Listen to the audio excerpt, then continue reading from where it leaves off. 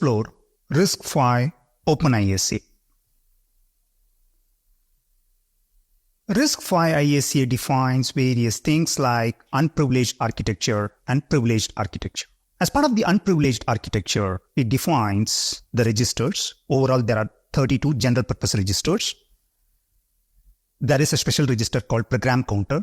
The width of the registers is 32 bits. In the case of RV32I ISA, it's 32 bits. In the case of 64 ISA, RV64I, it could be 64 bits. And similarly for RV128I, it is 128 bits. Riscv also defines base ISA. Overall, there are 40 instructions. There are various kinds of instructions like R-type, I-type, B-type, J-type, and many more. Riscv also defines various standard extensions, multiplication and division, single precision and double precision floating point, atomic instructions, compressed instructions, and there could be various non-standard extensions. So this base ISA will be part of all kinds of implementations. Base ISA itself can be used for realizing any kind of customized accelerators. You can think of implementing all these standard extensions using base instructions itself. Whatever the software we implement, eventually everything will be compiled into Riscv machine language. The Riscv machine language will be executed in terms of instructions. So all the instructions will be stored as little Indian parcels in the memory. But the Riscv can also deal with big Indian and little Indian memory systems. Through privileged architecture, there are options available. Riscv ISA is a load store architecture. What it means is, whatever the instructions the processor executes, everything will be executed using the registers. Overall, there are 32 registers. All the values like operands and intermediate values, everything can be stored within registers and it can be executed efficiently. It doesn't have to store any values in the memory. If at all it has to deal with the external memory, basically it does explicit read and write through instructions called load store. That's why it's called load store architecture. So the important thing is Riscv has enough registers, more than 32 registers. During the execution, Riscv processor does everything with the help of registers. As part of the privileged architecture, Riscv defines machine ISA primarily to deal with interrupts, to implement traps, and for various things like memory protection. So machine ISA defines CSR, control status registers, for various things. ABI. Riscv provides application binary interface to interface with the AEE, application execution environment. In this case, ABI includes user level ISA and machine ISA. The application developer will use ABI to implement the application. ABI provides the interface and the necessary function calls. For example, how the software developers can use all these registers. Which register can be used as stack pointer, which register can be used as global pointer, which registers can be used as function arguments, which register can be used for return values. All the things can be defined in the ABI, application binary interface. Riscv also defines supervisor ISA to implement virtual memory management and for the memory protection. In this case, the register width is 32 bits. We are considering RV32I. So we can think of addressing maximum 2 to the power 32 locations, which means 4 GB of memory. What if the memory is going to be bigger than 4 GB? If it is going to be 8 GB or 12 GB, how to deal with huge memories? Or if you are going to run complex software like operating system, obviously we can expect hundreds of applications to run in parallel. Though we are going to have huge memory, in this case we need to deal with hundreds of applications and we should be able to execute them efficiently using limited memory. In this case, even 8 GB would be very limited because there would be hundreds of applications running in parallel. That's where virtual memory management is required. So supervisor ISA provides all the facilities like page translation table process for the virtual memory management.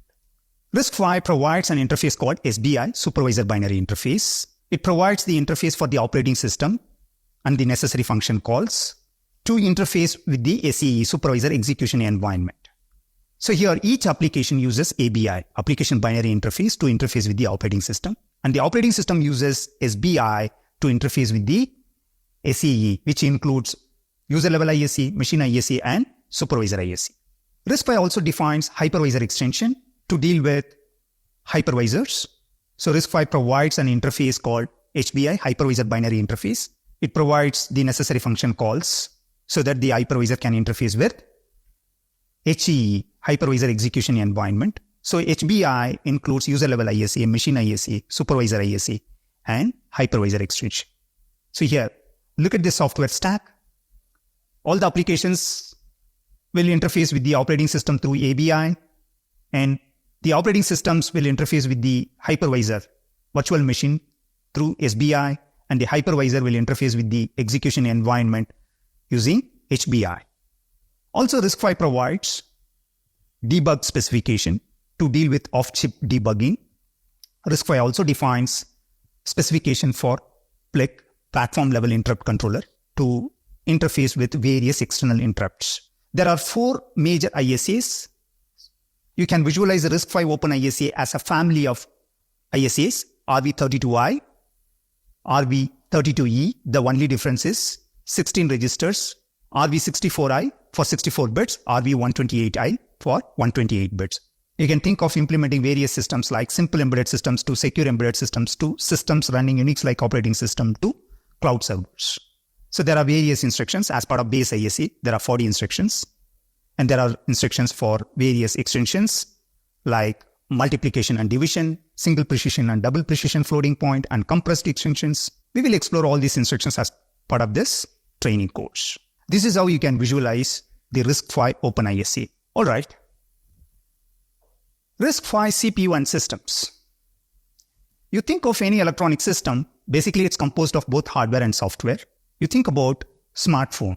The hardware could be built with a complex SoC that uses processor, various kinds of interface IPs, controllers. There could be various memories. And you consider the software, there are various layers like application software. You think of smartphone, there could be various applications like YouTube, Facebook, calculator, or you think of desktop, it could be web browser, MS Word, and whatever the applications we create using higher level language, everything will be compiled into machine language.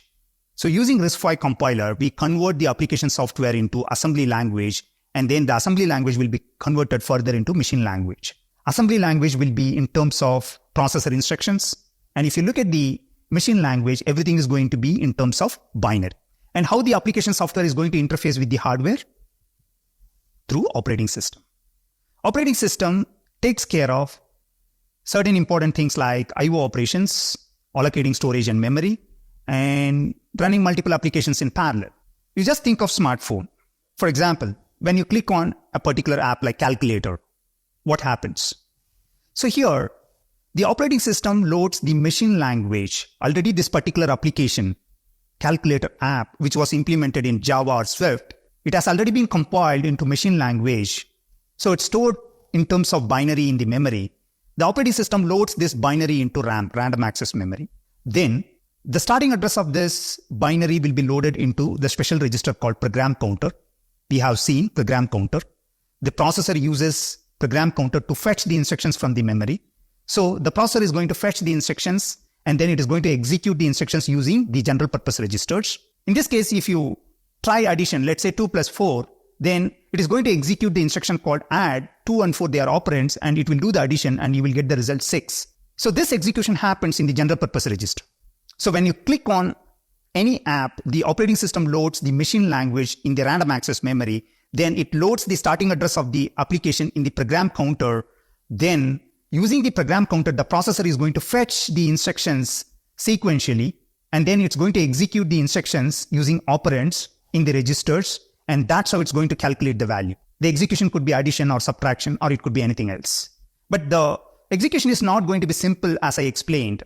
There will be various kinds of memories. Of course, the execution is going to happen pretty much in the registers, but the processor doesn't want to interface with the memory all the times. It's time consuming. So there will be various intermediate memories like caches, L1 cache, L2 cache, and the necessary information will be stored in the cache. And that's how the processor is going to fetch the necessary data, and then it's going to execute everything with the help of registers. This is how we realize electronic systems using processors.